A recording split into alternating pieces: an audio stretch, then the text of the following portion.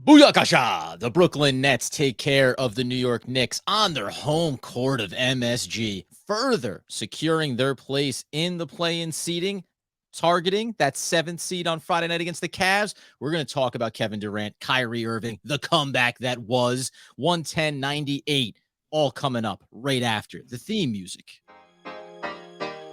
You are Locked On Nets, your daily Brooklyn Nets podcast. Part of the Locked On Podcast Network, your team every day.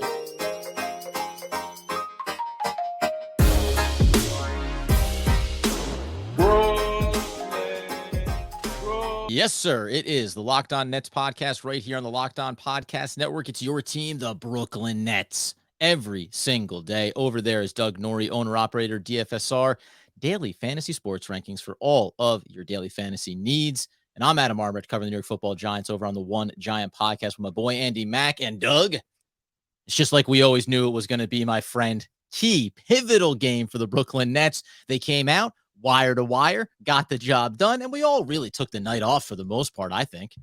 Oh man, they just can't make things easy, but I'll take it, man. It was a absolute roller coaster. If you saw the text thread, that was mostly me feeding Adam the whole game. You'd know where the emotional swings were sort of happening in this one.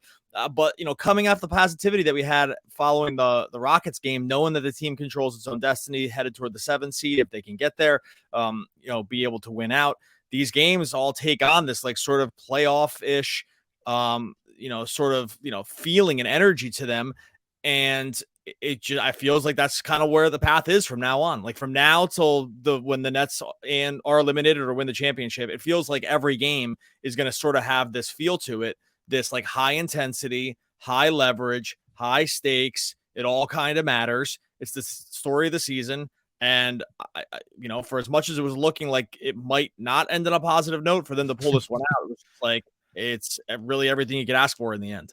Oh, of course. And we're going to get into what was obviously the comeback here, because not to surprise anybody, but it did not start out necessarily the way the Brooklyn Nets had hoped. We're going to talk about some takeaways from this team overall and really what was the tale of two halves here. But as we say, when you're willing to commit to playing big minutes for your superstars and you think you still have this 7th seed goal in your mind, Cleveland looming on Friday night for them, what you anticipate, maybe not exactly in the order that it went, you anticipate that the best players on the better team are going to produce. And in this game, the second half, finally, Kevin Durant came to life and really started to take this thing over and brought Brooklyn back from what was not an insignificant deficit starting the third quarter and really even halfway through that.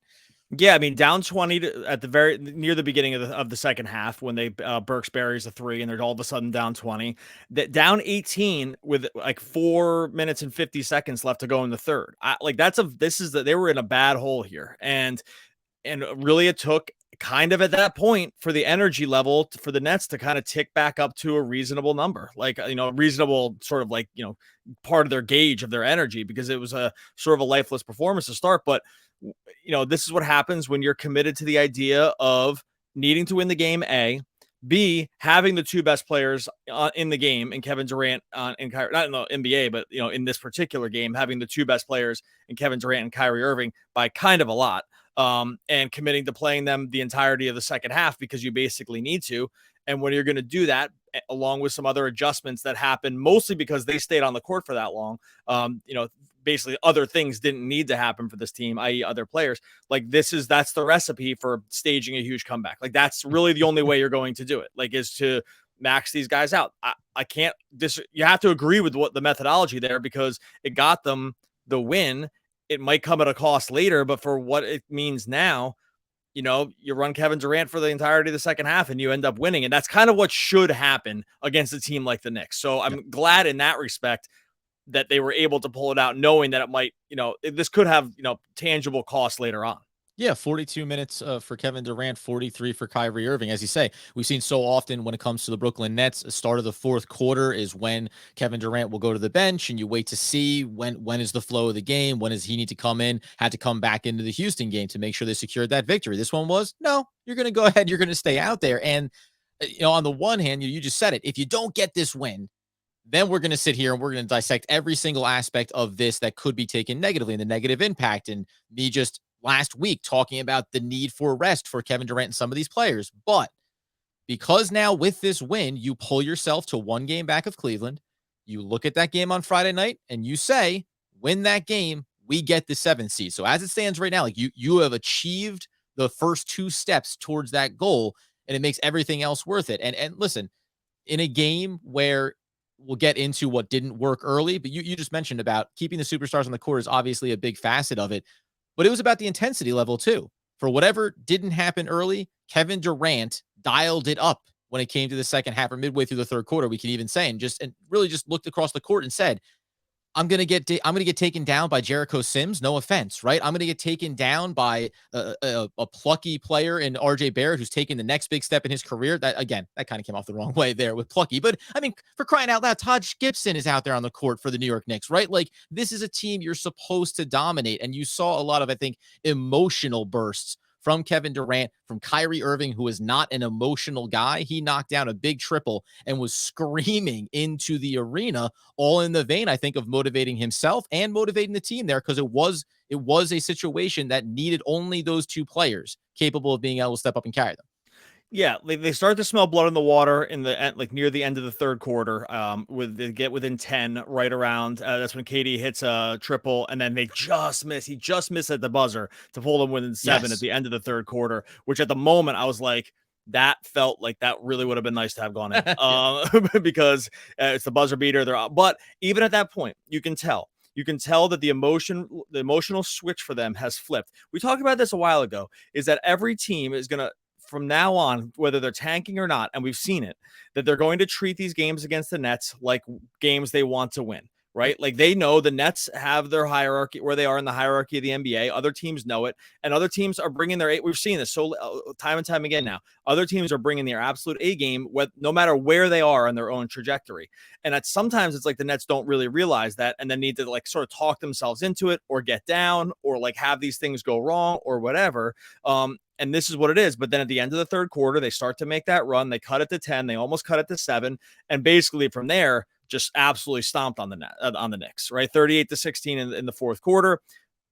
They moved KD to the 5 for long stretches, which was like really the game changer. We talked about this before. If they can get lineups where they can play KD at the 5, like they can still out offense other teams. Durant had to put it up on both ends. He absolutely did it. He was sensational on defense like late in the fourth quarter in matchups where he was definitely outsized. But this was just an absolute superstar performance from him. Like we already know he can do it. We already know that his peak is as good as anybody. It's probably is just as good. It's just better than everybody else in the NBA. And it was absolutely on full display for the fourth quarter. Finishes with 32, 11, and 10. And it felt like it could have been more. Like he was just that good in the exact set of 12 minutes or so that the Nets needed him to be.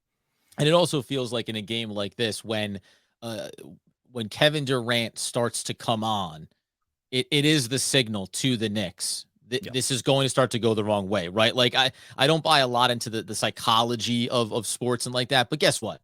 When you see Kevin Durant starting to find his rhythm in the second half and you're the Knicks, there's a weight there. There's a pressure to the idea of, hey, you may not be able to stop this. And then some of the mistakes come for the New York Knicks, who are not a great team at this point in their development, right? And then some of the calls and the little bounces go the way of Brooklyn. And that just starts to feel like there's this snowball effect there. And it all starts with Kevin Durant. And then listen, we're talking Kevin Durant so much. We're going to get into this tale of 2 halves here, but it is a tip of the cap to Kyrie Irving.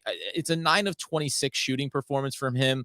I know that the stat line still gives you some pause, but again, just from a leadership standpoint, I think that he and Kevin Durant did all of the right things in the second half here. Yeah, this is what you need from your superstars. Like, again, this is the expectation when you're playing a team like the Knicks and you're going to play Kyrie Irving and Kevin Durant the entirety of the second half. You cannot lose. I got to start that again. Sorry, because I didn't hit record my locally. What a shit show. Sorry. I'm going to do this again. Take a long pause.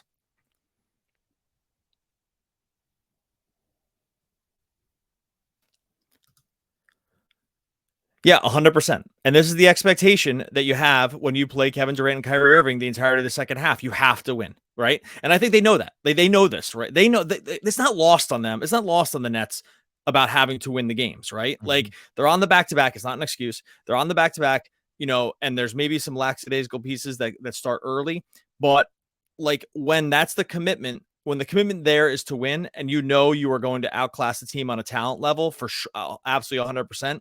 At that point, you're actually just hoping you didn't dig yourself too big of a hole. Like that's really actually at that point, that's really the only worry, I think, because it's just the worry is that you're down 20 here. Like down 20 against anybody, down 18 with 5 minutes left to go with basically 17 minutes left to go in the game is like a very difficult hole to climb out of.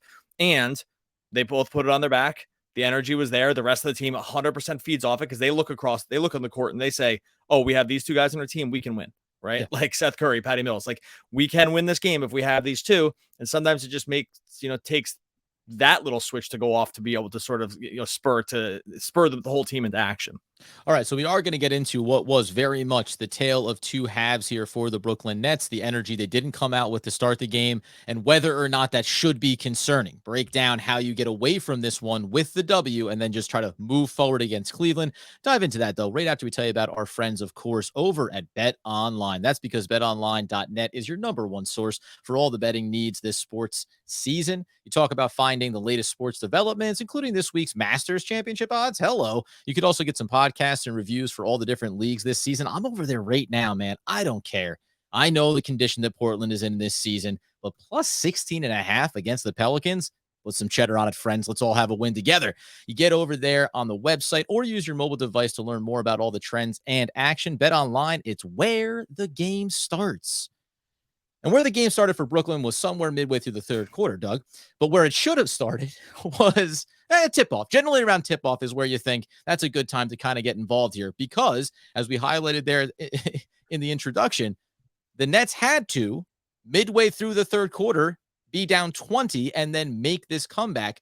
Is it easy enough to say, well, you still got the win and the target is on the back. And as long as you get the W and you're going for that 7th seed, it all comes out in the wash? Or do you give real pause to the fact that the entire team, Kevin Durant and Kyrie Irving included, kind of came out with a little bit of we'll see. And Kyrie Irving also and Kevin Durant both spoke really about the intensity and the excitement at MSG that, they were ready for it, at least on paper. And then they came out and played about as soft as you could because the Knicks were putting on a clinic out there in the first 24 minutes.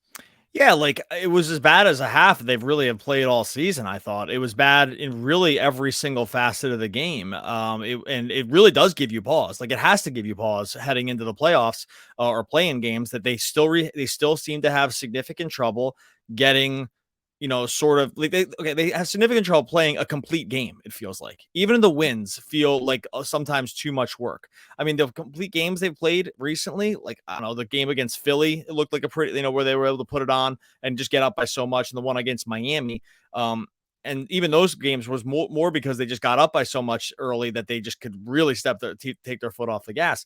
This game, I could just go through the laundry list of things that they did wrong in this first half, from an energy level, from can't keep the other team off the offensive boards, problem all season long. Like they just cannot multiple. They'll have 4 rebounders in the paint, and Jericho Sims is still getting a rebound. Yep. Like these are significant problems all season long. Second chance points a problem. Untimely fouls is a problem. Overall energy, offense completely stagnates. I'm not going to go through each of the X's and O's things on this right now because it's such a laundry list of what the problems were that it was kind of unconscionable how bad it was, I thought.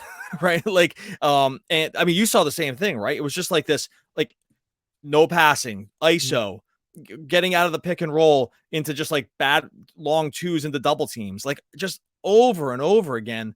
And sometimes that is where Durant and Kyrie feed the wrong energy because they get into like this me or you kind of mentality. They settle for kind of bad shots. They're not taking advantage. Like they ran pin down the whole second half and it just worked every single time. They weren't doing that. Like all these little things that they just weren't doing in the first half. And I do think that's still a major problem for this team. They can't seem to play a clean game all the way through. Yeah, and this is, I think, we talk about Steve Nash and the coaching and the situation, and is he running good schemes? But there's blame to go around across the board here. We're going to trend positive at the back end of this episode again, but just to say that Drummond had another kind of bad game, right? Just he was in that mode of being lackadaisical, committing lazy fouls. But that's what Steve Nash had talked about a few games ago. It's what Kevin Durant highlighted about not being locked in on the defensive end and then being a little careless around that. But you bring up about Kevin Durant and Kyrie Irving and the style of play. And I'm not, I don't have a conviction around the chicken or the egg of this, but everyone seems to want to focus on the idea of, well, what's the scheme that you're running and what are the sets that you're looking to get into here on the offensive end? And Steve Nash doesn't do a good enough job. There is a point here, though, especially early in games, and you mentioned in the last one, start of the Houston game, Kevin Durant leaning heavy into being a facilitator, really spacing the floor. Everyone else is feasting.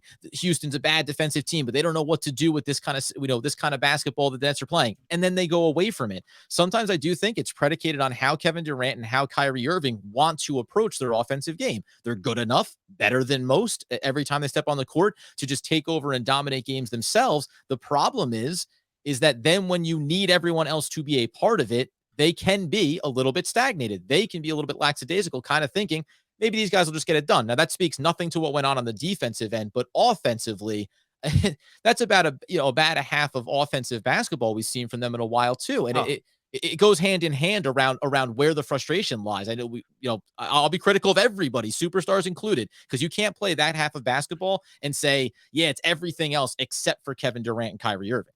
Yeah, I think it's important that we talk about these negative aspects of the game as like they close out the season here, because we are going to get into a point of the season where you cannot have these halves of games. Like you can't go into play-in games or playoff series and have these halves where the offense looks like it just, put lead shoes on for 10-minute stretches or whatever. And that has just been too many times.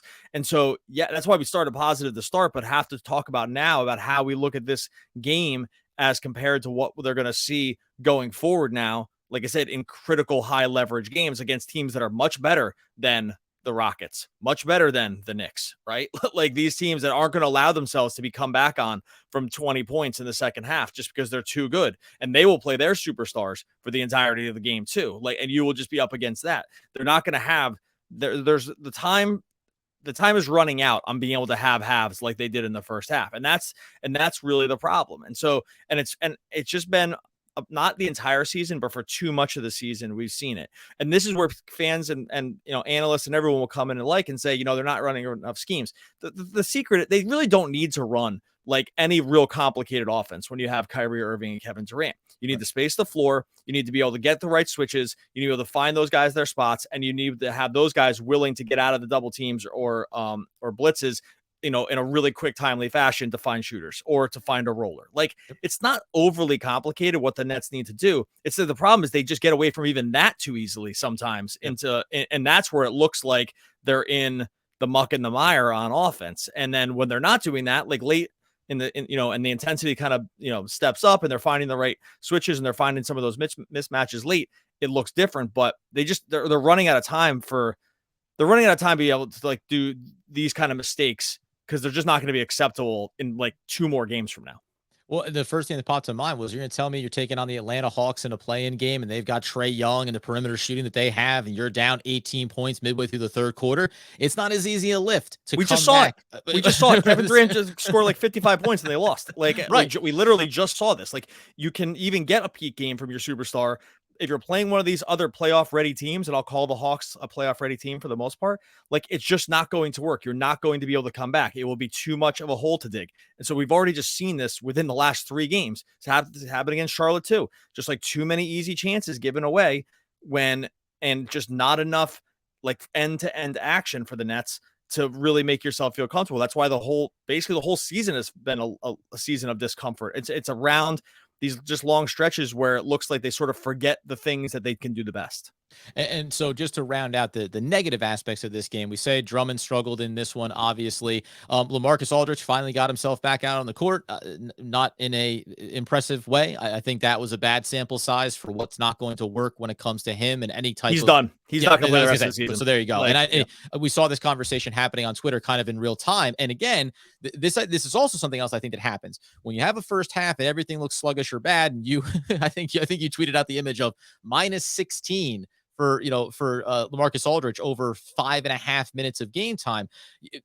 The other thing that happens when everything looks bad or sluggish and the stars aren't playing well is I think it's easy to maybe skirt past some other things that you're seeing that you go, nope, that's a reality. And we had said it coming into this game. We said it over the time when LaMarcus was away. The pace and style of this offense now, especially since adding Seth Curry and adding Drummond and having Kyrie full time, it just does not favor LaMarcus Aldridge, let alone what the requirements are of the 4 and 5s on this roster on the defensive end. So that is just, unfortunately, hey, maybe that's the end of it there. And I want to ask you a question coming up here around what that maybe could mean when we look at some of the positives coming out of this game and key role players that really stepped up. We're going to break all that down for you here in a second. Right after, of course, we go ahead and thank you for making us your first listen of the day. You know what you're going to want to do? Make your second listen of the day, the Locked On Now podcast. It's nightly recaps from every single NBA game with analysis from Doug, from me, and all the experts. It's really one of those things that's free, as always, and something that only the Locked On Podcast Network can provide for you. Check it out on all those great platforms.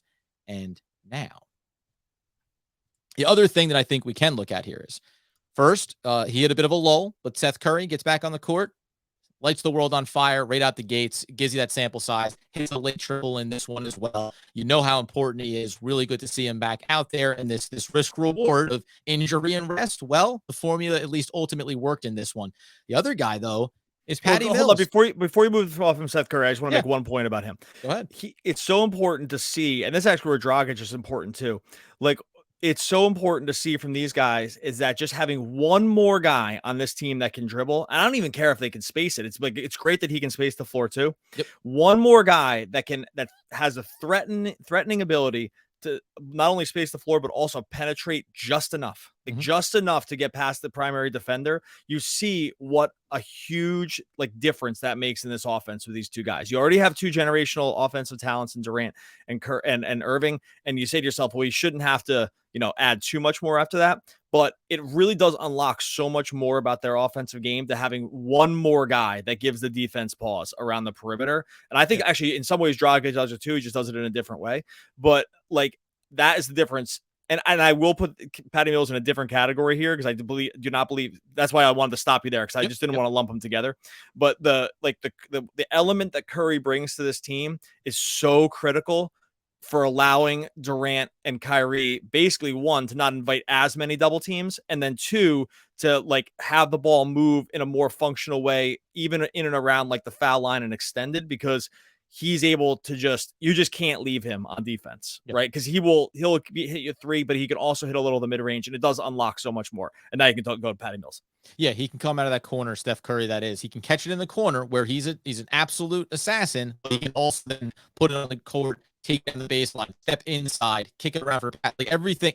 Every aspect of Seth Curry's game is better than everything else that they had at that particular position prior to the trade. And then even, as you mentioned, going into Dragic. Patty Mills, on the other hand, who is not that same type of player, but when we talk about having guys that can knock down looks from the outside, I wasn't sure if we were ever going to get this game from Patty before we ended up in the playoffs. Obviously, 5 of 7 from beyond the arc. It's the only place that he took shots from, as a matter of fact, and gave you 15 points off the bench. Listen, you've brought up so many times about how perimeter shooters, and that's what Patty Mills is most importantly for this offense. It's a game of streaks. It comes in runs, right? If this was the first of getting himself back on track, boy, it could not be any more timely, because prior to tonight, I would have said there's a real diminished value on what he's going to be able to provide, knowing his smaller size on the defensive end, the limit that he has on the offensive end, not taking guys off the dribble, can attack and penetrate the lane, all those other things. So do you think that this is him getting over that slump and that curve, or just a blip against, listen, it's the Knicks, right? Is it just that blip on the radar?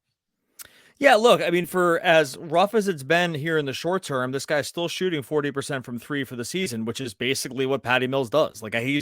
Patty Mills is just basically the same guy he's been for his whole entire career. We're just micro focused on it because it's looked not as great when they really needed to win some games, and really early on when they needed him a ton, he shot really well. And sometimes 3-point shooting from a fan perspective, or from maybe from an analyst perspective, can start to feel like, hey, what have you done for me lately? And if you haven't done it lately, it can look super bad. But Patty Mills is not a different player than he's really been his entire career. Again, the career numbers are essentially right in line. You want to say, hey, you should be seeing a few more a few better looks with KD and Kyrie, but he really hasn't had that this season, right? So it's like, and in fact, in some angles, his looks have been harder.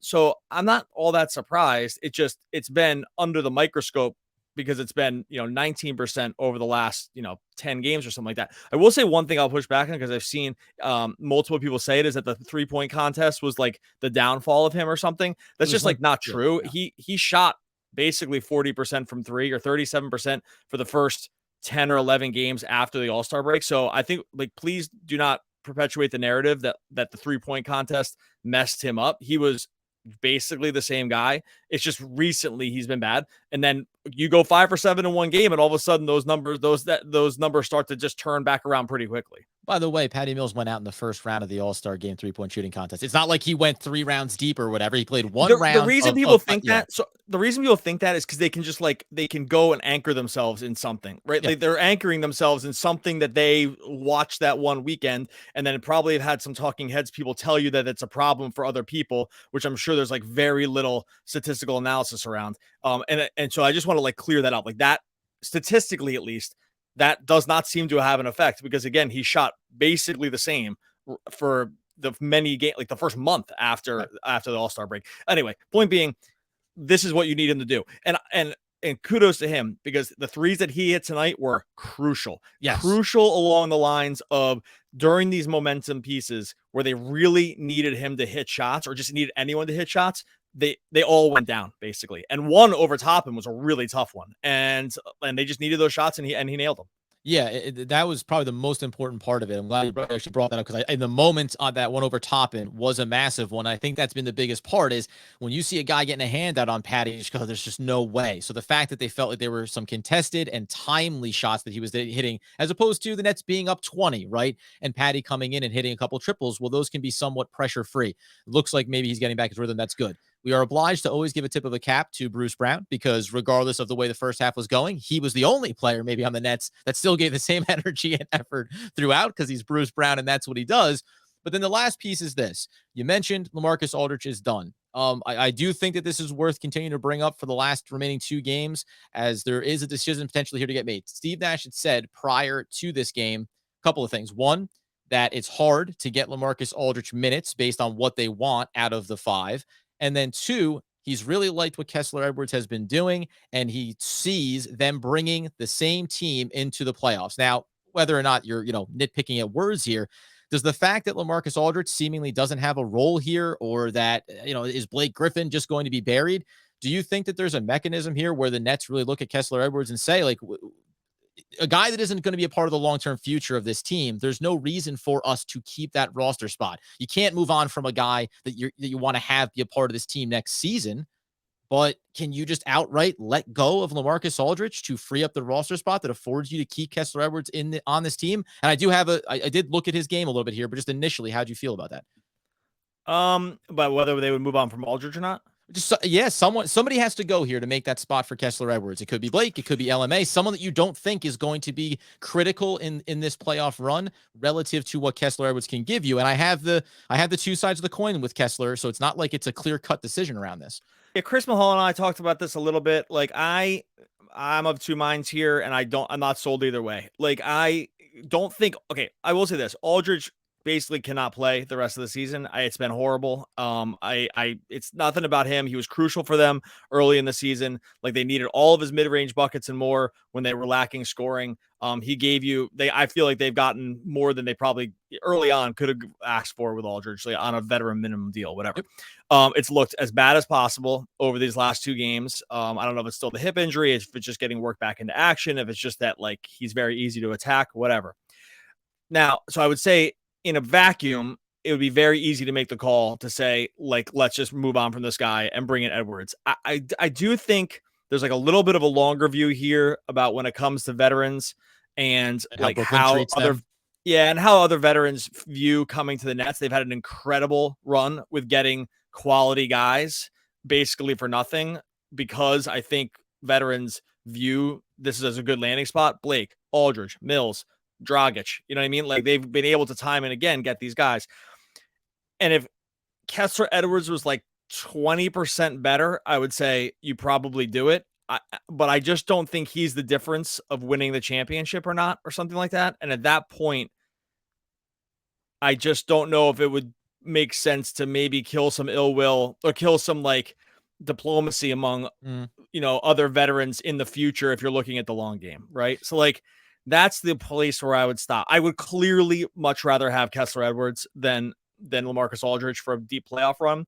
I just don't know if his like potential 14 minutes a game is worth submarining what you've done, possibly submarining what you've done around veterans in basically the last 2 or plus years with these guys. So I don't know. Does that make sense? This one's really close. This one's really close for me. And here's the funny thing about it. I just thought it is worth bringing up because it's a topic that's on Nets fans' minds, and you think about who's a guy that has some upside or could have this spark. The perimeter shooting, that could be a value if you just want to have this wave on the offensive end that can do it. We know he's maybe the only 3-and-D wing that exists on the Nets roster, and we saw in this game, by the way, when the Nets went to the incredibly guard-heavy around Kevin Durant, and that actually the quickness that they have defensively was enough to stay in front of the Knicks, even if they were undersized. So there's conflicting ideas or philosophies around the roster that the Nets have and what is the best method, not what would you prefer, but what's the best method to proceed forward with. The funny thing about Edwards, I will say, is he had a couple of big moments in here, had a putback jam, he had a block, right? These little things you go, gives you this bubble up of emotion.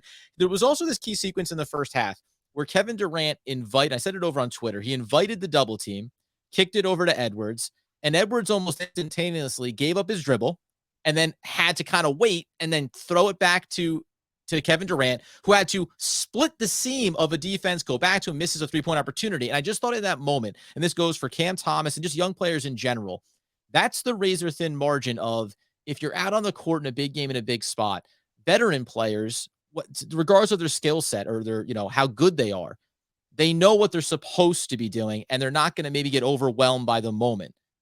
Kessler Edwards, Cam Thomas, these guys, for as good as they can be, they're still capable of having rookie lapses, right? Mistakes in judgment, mistakes in where they need to be on the floor, the best place to space it, that particular sequence. He needs to move that ball into the paint, bring it to the corner, create more spacing, look for an outlet pass. Instead, he stagnated the ball, let the clock drain, and then put it back in the hands of Durant, where he had to make a decision against 2 defenders. So that was, I thought was the sample size where you go, man, there's this thing you hope and dream on for Kessler or any young player. And this is probably the drawback. Like, this is what Nash and the coaching staff looks at and says, but I can't have that in a playoff game. Another guy may do that. A veteran may do that, but you're not going to look at it the same way on the front end as you would afterwards, saying difficult sequence or situation. This could be a player who's not fully ready yet for those big moments.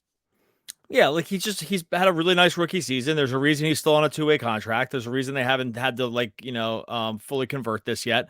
And I just don't think they're going to. And like I said, if it was, that's why I made up this number 20 to 25% better, and was going to play, 18 minutes of like super high leverage playoff minutes for you, then maybe you consider it, but they're just not. I just can't imagine they view him that way. And so if he was Bruce Brown good defensively, right, with that little more size and stuff, you'd say, we can use you even on that end first and foremost. But it seems like that's a little bit of a hit or miss sometimes depending on assignment. And look, this is not, I mean, we could talk about a little more of this tomorrow, but like, this is not, this is the case for most playoff teams. Like, there's almost no playoff teams right now. I'm just going through this really fast, that have a rookie like of this like draft status that is playing any kind of real minutes for their team. Like I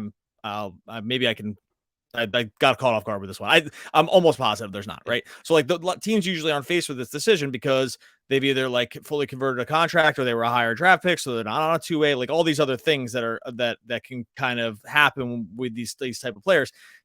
And this just more probably speaks to the caliber. I think he's a really good player. I think the Nets are going to be happy to have him for a few years now. I think that's very clear. It's just like this doesn't seem like the long view move to move him. So anyway, we can talk about this more tomorrow because I think there's more to kind of get into about what, first of all, what these last couple games look like for the Nets, but also like what these play-in games are going to look like for them also. We're definitely going to podcast on Thursday, or excuse me, for Friday, but we'll see what happens over the weekend to see if we're going to come at you depending on how things wrap up against Cleveland, and obviously then they finish off on Sunday against the Pacers. In the meantime, make sure you subscribe to the Locked On Nets YouTube channel. I'll put the link in the show notes. Hey, man, we know what we're trying to accomplish here. What else could you say but my time is now? Kevin Durant. One of the all-time great poets. We'll be back again tomorrow talking more Brooklyn Nets basketball.